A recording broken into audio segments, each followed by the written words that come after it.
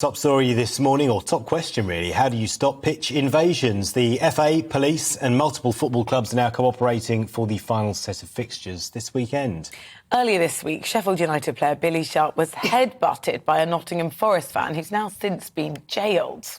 Merseyside police, as well as the FA, are now also investigating Crystal Palace manager Patrick Vieira after his scuffle with an Everton pitch, when an Everton pitch invader was caught on camera. Well, let's find out a little bit more. Sports broadcaster Aidan Magee joins us now in the studio. Thank you very much. First thing on a Saturday morning. Look, as we gear towards another weekend of sport, why is it that we see these sort of peaks where all of a sudden this antisocial behaviour, pitch invasions, seem to sort of start to swell up? Well, we don't see them that often, actually, Rosie. I can't think of a time where we've had a concentrated series of incidents as we have this week, in the last week and a half. I mean, this is an emotive part of the season. Things are at stake. It's the close of the season, which means that the fate of clubs get decided, so tensions are high. And that's what we saw the other night at the Everton game. Everton had been fancied to go down for months now, and it would be an absolutely catastrophe if they had got relegated. And this was bloodletting by their supporters. It wasn't a concentrated aim at causing problems for anybody. It was a happy occasion. Unfortunately, there was collateral damage because Patrick Vieira had to come off the pitch and he had to go through the fans. The Everton fans, one or two, made his life very difficult, made things uncomfortable for him. But quite a few Everton fans actually ushered him off and helped him as well. So I don't think it's endemic of a whole...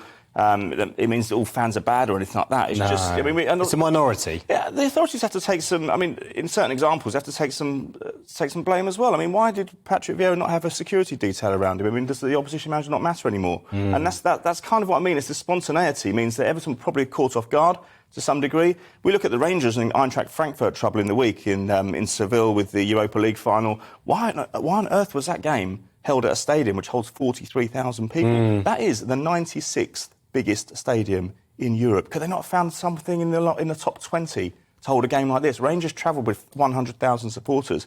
Eintracht Frankfurt travelled with 100,000 supporters. That city was not geared up with the infrastructure to host that level of an invasion over 3 or 4 days. It just couldn't do it. So these things need to be thought through a little bit. There were about a dozen... But should fans be held a bit more accountable for their own behaviour once they've got their whatever size of the stadium? Yeah. Without doubt. I mean, look, you've...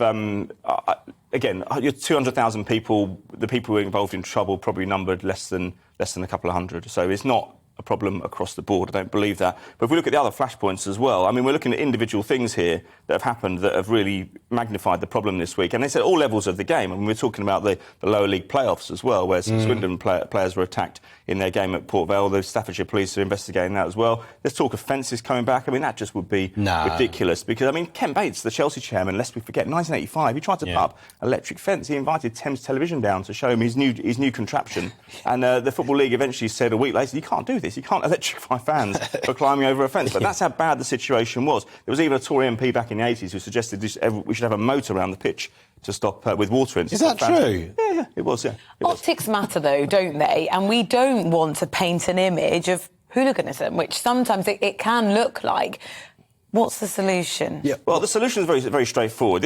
You will not see an instance this weekend. I'll be prepared to How can you say reputation. that? Well, because I think that all the authorities have spoken about this weekend or in the last couple of days. They've talked about investigations going on. What leads to investigations, what extends from that, is points deductions and fines for the clubs. If the fans think their clubs are going to be affected, if there's going to be an effective PR campaign to keep everybody in their seat, that's fine. The demographic of football fans has changed beyond recognition from the 1980s. Back in the 1980s, it was organised firm trouble, as in groups of fans attaching themselves to clubs, causing organised trouble wherever they went. Using the tube network, using the transport links around the country. Each firm had its... Well, the fact that it's called a firm is because these people were business people. They weren't just oiks from the local estate.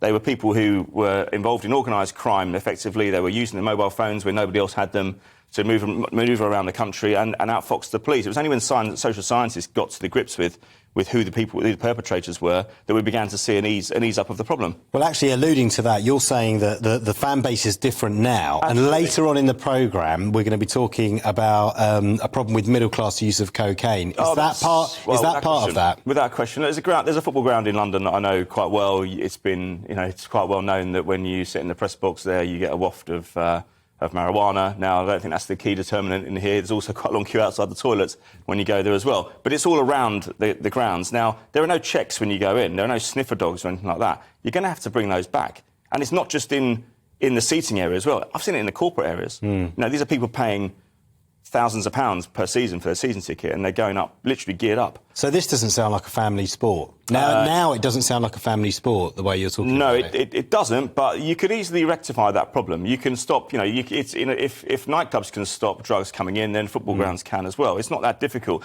The football grounds are used to having rings of steel around them and policing and heavy security. That wouldn't be difficult to get rid of. If you then said in terms of the hooligan problem, you said, look, there's going to be a points deduction imposed next season, you're going to get a massive fine as well, you're going to have games played behind closed doors. I promise you, this problem will disappear in a heartbeat.